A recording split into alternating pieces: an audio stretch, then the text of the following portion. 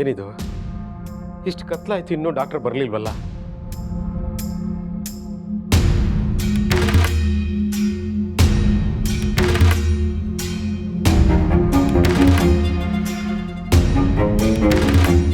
ಏನು ಡಾಕ್ಟ್ರೆ, ಯಾಕೆ ಲೇಟ್ ಮಾಡಿಬಿಟ್ರಿ?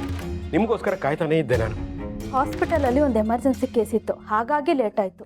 ಆಯಿತು, ಬೇಗ ಬಂದು ನನ್ನ ಮಗಳನ್ನ ಟೆಸ್ಟ್ ಮಾಡಿ.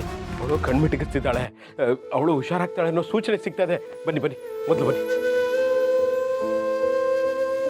ಅಪ್ಪ ಅವ್ನಿಗೆ ಬೇರೆ ಟ್ರೈನ್ ಕೊಟ್ಬಿಟ್ಟಿದ್ವಿ.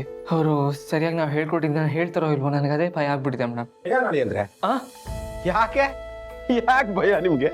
ಭಯ ಭಯ ಯಾಕೆಂದರೆ ಅದು ಭಯ ಯಾಕಂದ್ರೆ ಸರ್, ಅದು ಅವತ್ತು ಡಾಕ್ಟರ್ ಬಂದಾಗ ಅಂಜಲಿ ಅವ್ರು ರಿಯಾಕ್ಟ್ ಮಾಡಿಲ್ವಲ್ಲ, ಅದೇ ಥರ ಇವತ್ತು ರಿಯಾಕ್ಟ್ ಮಾಡಲ್ವೇನೋ ಅಂತ ಭಯ ಪಟ್ಕೊಂಡಿದ್ದಾರೆ ಅಷ್ಟೆ.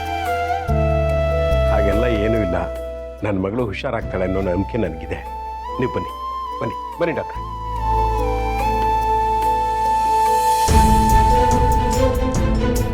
ಬನ್ನಿ ಬನ್ನಿ ಬನ್ನಿ.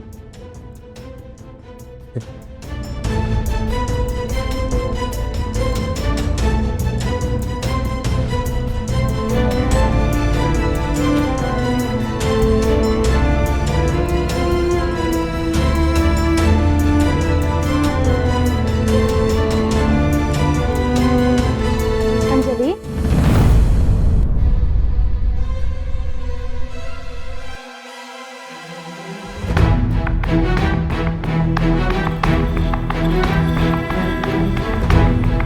ಈ ಮಾತು ನಿಜ ಯಜಮಾನ್ರೆ.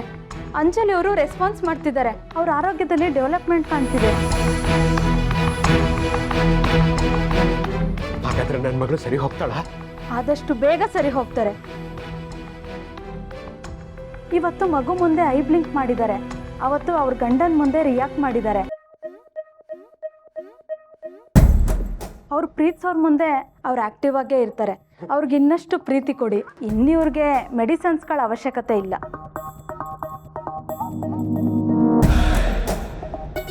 ನಾನು ಇನ್ನು ಬರ್ತೀನಿ.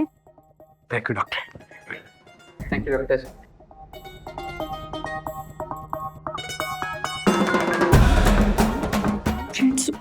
ನೀನು ಈ ಥರ ಕಡೆ ಇದ್ರೆ ಇವ್ರು ರೆಸ್ಪಾಂಡ್ ಮಾಡ್ತಾರ. ಮೇಡಮ್ ಅದೆಲ್ಲ ಬೇಕಾಗ ನೀನು ಸರಿ ಹೋಗ್ತೀಯ. ಅಳಿಯಂದ್ರೆ ನಾಳೆನೇ ನಿಮ್ಮ ಮಗಳು ಬರ್ತ್ಡೇ. ಹತ್ರದಲ್ಲಿ ನಮ್ಮ ದೇವಸ್ಥಾನ ಇದೆ. ನಾನು, ನೀವು, ಅಂಜು ಎಲ್ಲರೂ ದೇವಸ್ಥಾನಕ್ಕೆ ಹೋಗಿ ಬರೋಣ. ಮಾವ, ನಾಳೆ ನಮ್ಮ ಅಪ್ಪ ಅಮ್ಮ ಬರ್ತಾ ಇದ್ದಾರೆ, ನಾನು ಹೋಗಿ ರಿಸೀವ್ ಮಾಡಬೇಕಲ್ಲ ಮಾವ? ಓ, ನಾನು ಮರ್ತೇ ಬಿಟ್ಟಿದ್ದೆ. ಸರಿ ಸರಿ, ನೀವು ಬೀಗ್ರನ್ನ ಕರ್ಕೊಂಡು ಬನ್ನಿ, ಅಂಜು ಮಗುನ ನಾನೇ ಕರ್ಕೊಂಡು. ಸರಿ, ಹಾಗೆ